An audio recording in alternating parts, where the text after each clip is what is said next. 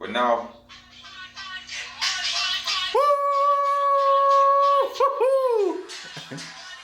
I get it. It's a new day. I get it. It's a new day. Listen. Get it. From New York.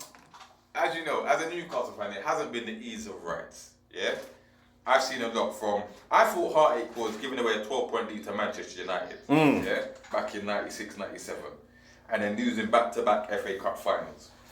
Little did I know, it was only the beginning of pain. But anyway, because for the next, God knows how many years, it was all about pain, suffering, embarrassment. And that was before the Mike Ashley era. But then, a certain Mr. Ashley came and took over the club. And for 14 years, it's been nothing but hell. Yeah? I've suffered 2 relegations. I've suffered Joe Kinnear managing the club. Steve McLaren managing the club. John Carver managing the club. Jeez. Sam Allardyce managing the club. And Steve Bruce managing the club. Yeah? I've gone into the majority of every season, or the majority of the seasons, not looking forward to seeing us play, getting embarrassed, getting slapped by lesser teams, forget the big team, by lesser teams, no investment, just disarray. Yeah, I think I tweeted, maybe last week I tweeted, after the game that we lost to Wolves, that I'm done with football for a while. I said my main sports are going to be NBA and NFL, because there was no hope in sight.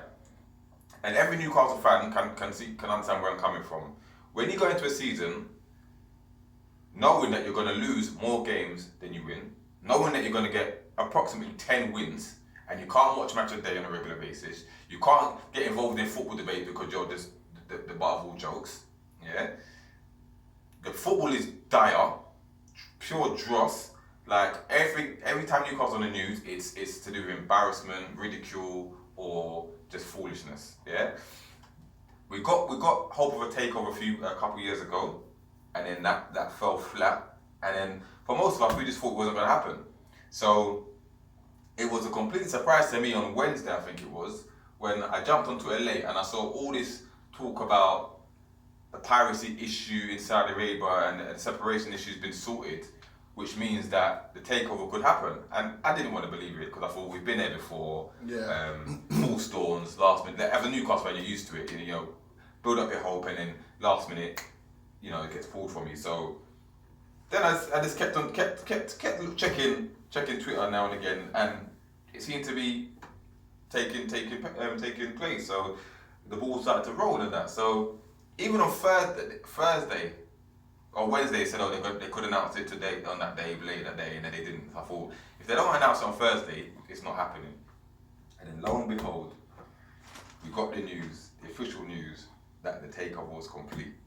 Now, I don't think people understand what this means to Newcastle fans, because for years of desperation, yeah, and people getting rid of their season tickets, can't fill the ground, all of that, now there's hope, yeah? Yeah.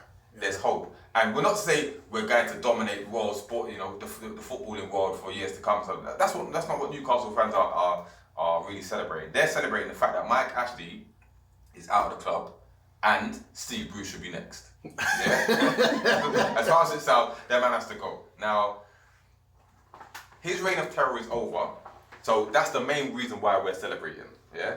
But I'm not gonna lie, when I saw the figures that this man, this conglomerate has, we're richer than all of the other 19 clubs put together. Woo! Telephone numbers. Yeah? Telephone numbers. So it's about time.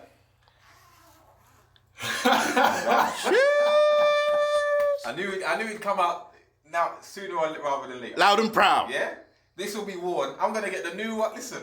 Do you know how happy I am that my son can actually support Newcastle? Or there's a possibility, yeah? Because I was resigned to the fact that you're going to have to support Chelsea because that's my in-laws and the family. Yeah. No. By the time he gets to school, Newcastle could be like Champions League quality, yeah?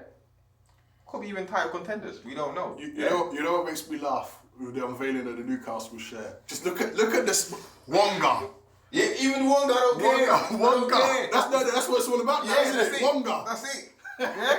We're loaded. Yeah? So when we take Mo Salah and Harry Kane, all them players, I don't hear nothing. Never gonna happen. Never say never, because I never thought that this takeover would happen. Now look where we are. But realistically, like I'm not expecting, like most Newcastle, we're not expecting the club to turn around its fortunes overnight and stuff. But what I'm encouraged about is the talk of the owners, what they're saying. They seem to be quite passionate about the project. Yeah. They want to take a similar approach to Man City and develop not just the club and its facilities, but the area. So from top to bottom, they're taking a good look at it.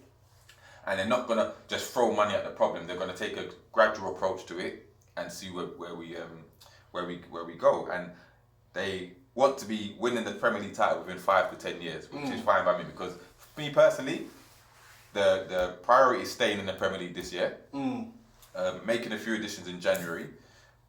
There's lots of talk of players and managers thrown around at the moment. They're talking about, I think, Gerrard, Eddie Howe, Conte, all of that kind of thing. But I don't think we'll get a superstar manager straight away. Yeah. I think we just need someone who knows the Premier League and can keep us up and get us playing. But first of all, Steve Bruce has to go, and that was the fact he had the $8 million buyout clause or whatever. Mike Ashley was never going to pay that. Now that's chump change. There's new owners. I expect him gone by next week. Yeah. Well, he's pretty much gone. Even he himself knows. He knows that the writing's on the wall. The writing's on the wall. But to me, it's just. I'm actually looking forward to football again. I haven't had this feeling for like 14, 15 years. Right. Other than the Pardew season when we finished 5th, when we had the future is looking quite bright. And I know there's all this opposition from certain other clubs, especially the big six, who's got the cheek because they tried to leave the Premier League anyway. But, bring it on. Newcastle was everyone's second team, favourite team other than the team they support, whatever. We're now going to be the most hated and I love it. Yeah, I don't care. We're going to start, as long as I see us spending the money wisely, and we are going to make mistakes, let's be honest. Look at Man City, it took them how many years to get it right. Yeah. They bought a load of, mercenaries and whatnot until they got the product right and stuff. So it's going to take time. But for once, I think we're going to employ the right manager. The players are going to start playing again, because remember, we've got till January before we can bring any new additions. But the key is these players they're playing for their careers now. Yeah. So the weight lifted off of the doom and gloom of Steve Bruce and Mike Ashley era. Let's see where we can go, and it'll be interesting to see if we can how soon we can break into that top 4. I mean, when I saw it, obviously I messaged you. Yeah. And I thought, okay. Let's see what D-Man's got to say. And you didn't believe it. So when I saw Thursday, I thought, oh, this actually does look like there's something that may happen.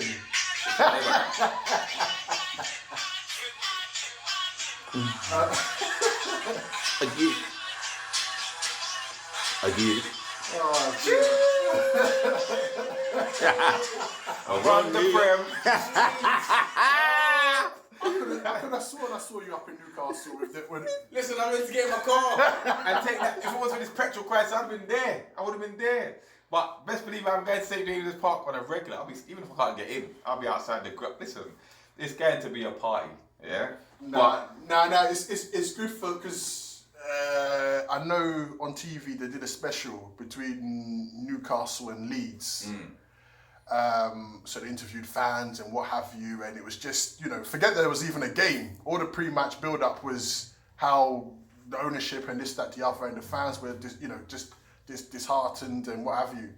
But no, I'm just happy for the fans and the people of Newcastle, because it's just been, big stadium like that, big one-town club like that as well. Yeah. To see year upon year just and basically languishing. The biggest team, the only team in the Premier League for. If you look at their surrounding areas, you have to go down to Leeds, I think it is. It's true. The next team. So they're going to get a wealth of supporters coming through, similar to Man City, and they've got a bigger appeal than Man City were when they first started, because and Man City still can't fill their stadium. Newcastle Stadium can fill that 10 times over. So the appeal is there. I know people talk about, can you get players to come to Newcastle? With that money that we're going to give them, I'm pretty sure they'll Best believe. Oh, yeah. They'll come. And like I said, investment in the developing area. I think some of the first things that Amanda Davies said is, Why isn't Shearer's statue close to the ground or inside the ground facility or something like that? And then the training ground is awful. She wants to develop that. She wants to develop a women's football team. So, and she's been studying it for 4 or 5 years. Interesting enough, she was first interested in Liverpool. Yeah, but apparently they wanted to buy it for 2 billion, and you lot said no. So, boy, your losses are gains. So, but Charity. There you go. You know. I know you said you said you're happy for myself, which I appreciate.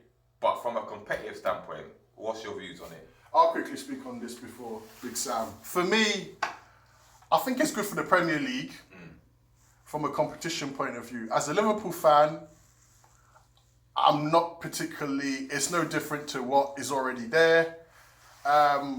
Yes, you can attract the big players and pay the big wages, but there's still always going to be talent that's out there. And that's the thing I feel with big clubs. They're lazy in finding these gems. Yeah. Do you know what I mean? Yeah. So it just means it's just another big...